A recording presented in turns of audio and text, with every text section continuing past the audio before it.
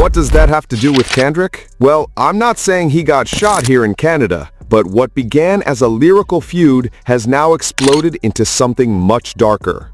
Kendrick Lamar recently survived an alleged murder attempt, and all signs are pointing directly at Drake. With a federal case possibly unfolding, Drake could be facing a serious sentence and the end of his career. Let's break down how this beef turned deadly. The tension between Drake and Kendrick had been building for over a decade, but when it finally boiled over, it hit like a nuclear bomb. The spark? J. Cole tried to play peacemaker on first-person shooter, referring to the big three of hip-hop. Kendrick wasn't having it. Sharing the crown? Not a chance. In March 2024, Kendrick responded on Future and Metro Boomin's track Like That, spitting a fiery verse that rejected the Big Three label with the line, "Motherfuck the Big Three, it's just Big Me." This wasn't just a diss, it was a declaration of war on everything Drake represented. Drake answered the challenge with push-ups and the controversial tailor-made freestyle, which used AI-generated voices of Tupac and Snoop Dogg. But nothing could have prepared the hip-hop world for what Kendrick unleashed next. Kendrick responded with Euphoria on April 30th, a 6-minute lyrical assault produced by Soundwave and Jack Antonoff. It tore into Drake's authenticity, his parenting, his fashion choices, and even his right to use the N-word. But real fans knew Kendrick was only getting started. Producer and songwriter Beam pointed out that Kendrick was also calling out the ghostwriters behind Drake, and he slammed the use of AI in tailor-made freestyle.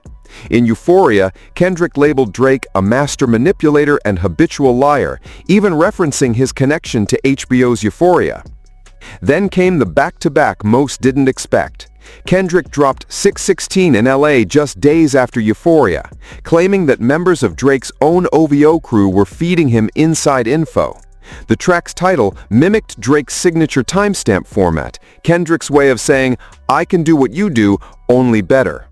Things turned dangerous on May 3rd when the beef went from bars to all-out war. Drake released Family Matters, an 8-minute diss track with a full video clip. In it, he accused Kendrick of abusing his partner Whitney Alford and implied one of Kendrick's kids wasn't actually his, claiming his longtime collaborator Dave Free might be the real father. Less than 30 minutes later, Kendrick fired back with Meat to Grams, and this wasn't just another diss, it was psychological warfare. Kendrick addressed Drake's entire family, his mom, his dad, his son Adonis, and even a rumored daughter, telling them their son was a fraud and a predator. When Kendrick started writing letters to Drake's family, fans knew it had crossed a line. At one point, he even told Drake's mom, "Your son should die." The cover art featured a glove, nodding to the O.J. Simpson trial, and the title flipped Drake's government name, Aubrey Graham. This was no longer lyrical sparring, it was a direct attack. But Kendrick still wasn't done. The next day, he dropped the track that changed everything, Not Like Us, produced by DJ Mustard. It wasn't just a diss, it became a cultural moment. Kendrick accused Drake of being a predator and a culture vulture, calling him a colonizer who exploits black culture. The cover art showed Drake's mansion in Toronto marked with red dots, resembling offender registry pins. In the video, Kendrick smashed an owl piñata symbolizing Drake's OVO brand. The song's West Coast bounce made it an instant hood anthem. It hit #1 with over 21 million streams in just 3 days, eventually passing 1 billion. More importantly, it united the entire West Coast against Drake. The energy was undeniable. One podcast host said, "When HBCUs start playing that at homecoming, it's embedded in the culture now." Drake tried to recover with the Heart Part 6 on May 5th, denying Kendrick's allegations. He claimed he would have been arrested if they were true, and said he intentionally fed Kendrick false info about having a secret daughter. But by then, it was too late. Critics and fans could tell Drake sounded defensive and worn down. The streets had already chosen their side, and it wasn't the boy from Toronto.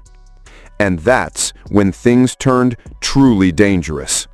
All the inflammatory lyrics and provocative imagery from Not Like Us were about to spark real-world consequences that would shock the entire culture. 3 days after Not Like Us dropped, on May 7, 2024, things turned dangerously real. Armed shooters pulled up to Drake's Toronto mansion and opened fire. This wasn't a prank or a warning. It was a full-blown drive-by that nearly claimed a life. According to later court documents, gunmen arrived at 21 Park Lane Circle in the middle of the night. Before firing, someone reportedly yelled, "Drake!" and then shots rang out. One bullet hit the mansion's front door. Another struck Drake's security guard, who was critically wounded. For nearly 30 minutes, Drake and his team fought to keep him alive, using towels to stop the bleeding while blood covered the floor. This wasn't rap beef anymore. This was life or death. And the chaos didn't end there. The very next day, another man tried breaking into Drake's property by digging under the security fence. When guards caught him, he was screaming racial slurs and making violent threats before being removed from the premises. Then, on May 9th, a third incident unfolded. Yet another trespasser showed up, got into a physical altercation with Drake's security team, and was arrested after being taken to the hospital. Police later said they couldn't officially link the incidents to the rap beef, but the timing spoke for itself. Just 3 days after Kendrick dropped a song that labeled Drake a predator and put red offender markers on his house in the cover art, shooters and unstable individuals started showing up at his home.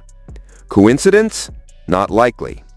This was the moment the hip-hop community had to confront some uncomfortable truths about how far competition could go and what happens when entertainment turns violent. While Drake was under siege, Kendrick was on a victory lap. He capitalized on the momentum with his June 19, 2024 pop-out concert at the Kia Forum in Inglewood. There, he performed Not Like Us 5 times in a row, bringing out West Coast legends like Dr. Dre and YG to solidify that the West was behind him. The whole show felt like a public celebration of Drake's destruction. The West Coast was united, Kendrick was crowned king, and the message was clear. What people were really talking about, though, was how many artists who Drake had helped over the years were now siding with Kendrick. Artists he had collaborated with, boosted, and supported, all now celebrating his downfall. Even though Kendrick never put them on or transformed their careers, they were all rallying behind him. And that raised a question. Was Drake ever really respected by his peers, or was he just useful? Despite everything he'd done to elevate artists, features, shout-outs, collaborations, when the culture had to choose, it picked Kendrick. That had to hurt. Then came the Grammys. Not Like Us dominated the 2025 Grammy Awards on February 2nd, winning 5 categories: Record of the Year, Song of the Year, Best Rap Song, Best Rap Performance, and Best Music Video. No diss track in history had ever received that level of mainstream recognition and critical acclaim. But Kendrick wasn't done flexing. At the Super Bowl halftime show on February 9th, 2025 in New Orleans, Kendrick performed Not Like Us live, this time bringing out Serena Williams to dance on stage, the same Serena who used to date Drake. Over 133.5 million people were watching. This was Kendrick telling the world, "I won. Drake is finished." But while Kendrick was soaking in the spotlight, Drake was preparing a different kind of counterattack, one that didn't involve a microphone. On January 15, 2025, Drake filed an explosive 81-page federal lawsuit against Universal Music Group, the label representing both him and Kendrick. The claims? Defamation, harassment, and deliberate sabotage. Drake alleged that UMG promoted Not Like Us, knowing it contained false and damaging accusations, specifically the claims of him being a predator and trafficker. According to the lawsuit, this wasn't just music, it was character assassination that led to real violence and non-stop harassment. He cited the May 2024 shooting at his mansion and the trespassing incidents as direct results of the song's release and its aggressive marketing. But the most shocking part of the lawsuit? Drake argued that Not Like Us wasn't just a diss track. He called it a weapon, a targeted smear campaign that nearly got him killed. He further accused UMG of manipulating the song's success through bots, stream farms, and illegal tactics designed to inflate Kendrick's numbers, giving a global platform to lyrics that, in Drake's words, inspired an attempted hit. What started as a lyrical war had now turned into federal litigation, with life-or-death consequences and a music industry facing a reckoning. According to the lawsuit, the imagery used in Not Like Us, especially the cover art showing Drake's Toronto mansion marked with red pins resembling offender registry markers, was deliberately designed to provoke vigilante justice. Drake's legal team focused their attack not directly on Kendrick, but on Universal Music Group, UMG, accusing the label of corporate greed. They alleged that UMG used bots and paid radio stations to artificially inflate the song's numbers. The real message from Drake's team was clear. By promoting a track that contained what they called false and defamatory claims, and by amplifying images that revealed Drake's exact address, UMG created a dangerous situation that directly led to the May 7th shooting at his home. In February 2025, the legal complaint was updated to include Kendrick's Grammy wins and Super Bowl performance, arguing that UMG exploited those moments to further damage Drake's reputation. His lawyers claimed that the Super Bowl performance led millions to believe Kendrick's allegations were facts, increasing the risk to Drake's safety. UMG fired back, denying all the claims and asserting that Drake had willingly engaged in the battle. They argued that he was simply trying to save face after losing the beef. In March 2025, UMG filed a motion to dismiss the lawsuit, claiming they were just doing their job, promoting Kendrick's music and making money. But industry insiders quickly realized, if Drake's lawsuit were to succeed, it could redefine how labels handle artist beef. It could even make them legally responsible for promoting diss tracks containing serious allegations. As one commentator put it, quote, "When you start playing with certain people, the smoke gets real," end quote. He referenced how even high-profile figures like Puff Daddy had seen things spiral into federal investigations. What begins as art can get exaggerated and eventually weaponized. The legal battle raised urgent questions about artistic expression in hip-hop.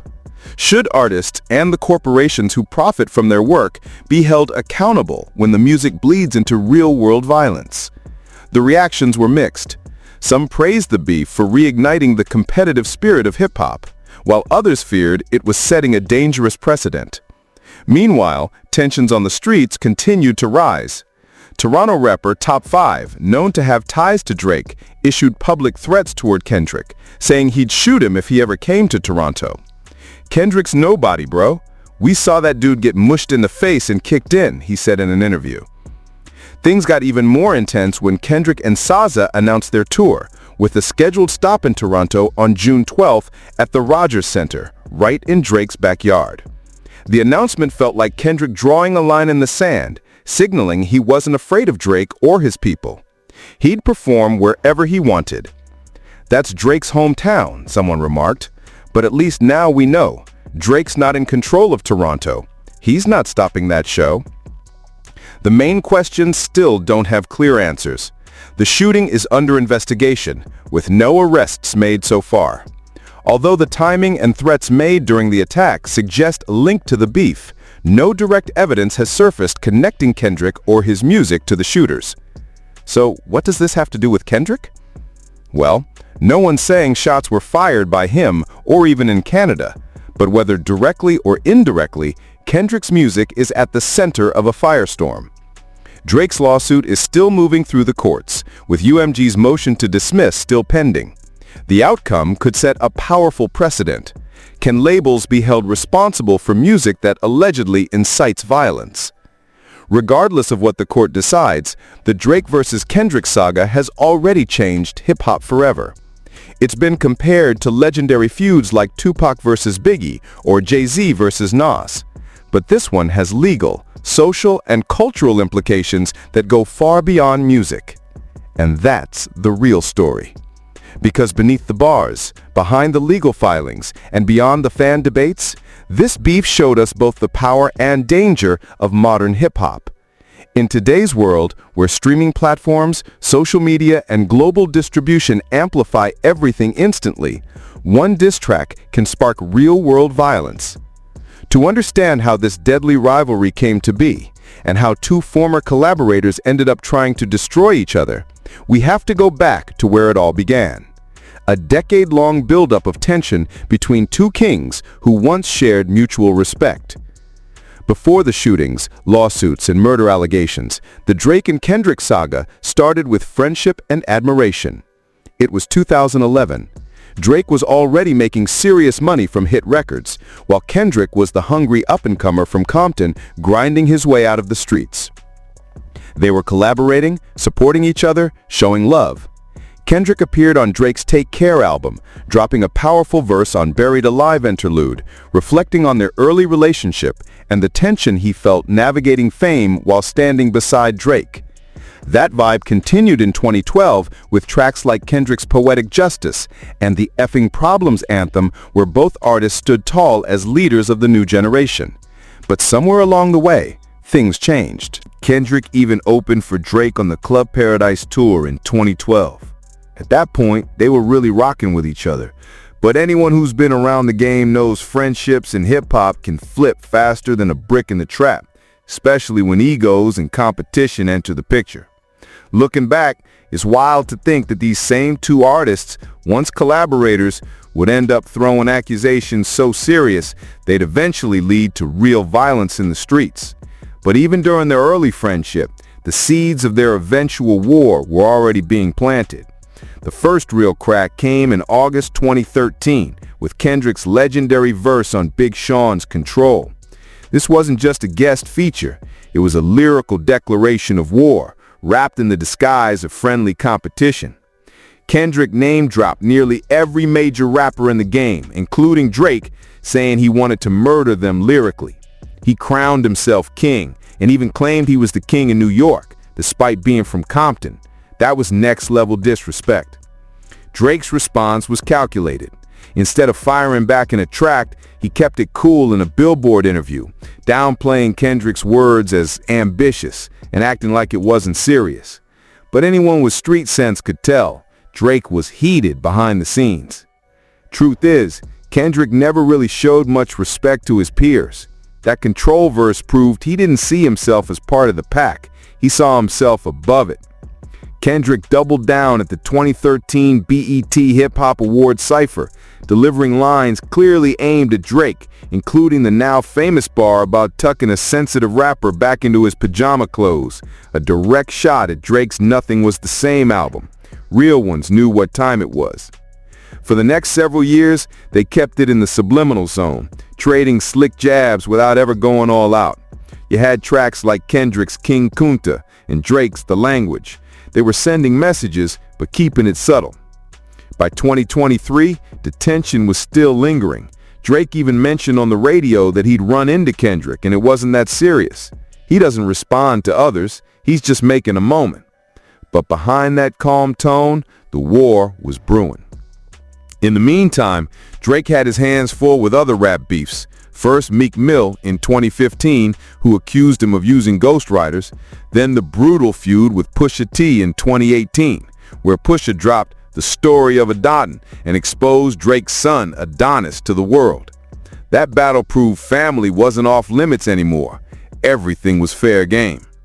While Drake was dealing with those wars, Kendrick was in the cut, watching, learning, and preparing.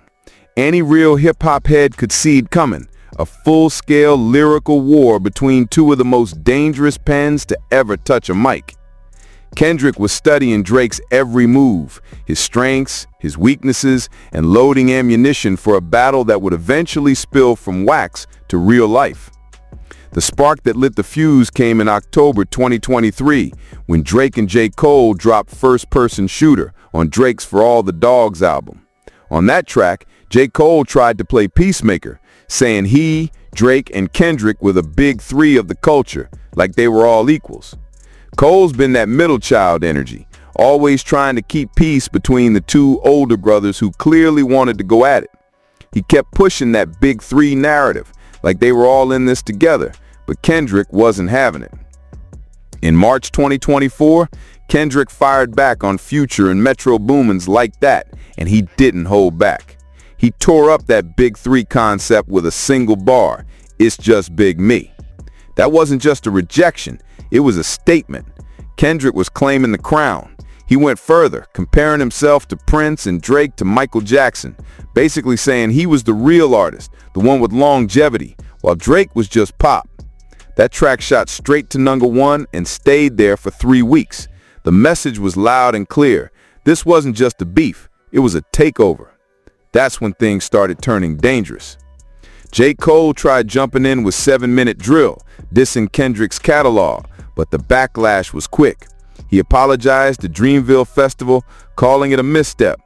With Cole stepping back, Drake was left alone, facing one of the most dangerous lyricists ever to touch a mic. But Drake's never been the type to duck smoke. He fired back with push-ups and followed it with tailor-made freestyle, using AI-generated versions of Tupac and Snoop Dogg to diss Kendrick. That was some next-level disrespect. Still, no one, and I mean no one, was ready for what Kendrick was about to do. The Compton King wasn't just trying to win a lyrical battle. He was out to destroy Drake's entire legacy. Looking back, the signs were all there. Kendrick had been carefully building a case against Drake's authenticity, winning more support from the hip-hop community and pushing Drake into cultural isolation. One fan even said, "When Like That dropped, I thought Kendrick was reaching. By the end of the battle, I was like, damn, why y'all didn't tell me he was like that?" The story isn't over yet. Legal battles are still playing out. Both artists are moving forward with their careers, but the hip-hop world is watching, waiting to see how this unprecedented war will end.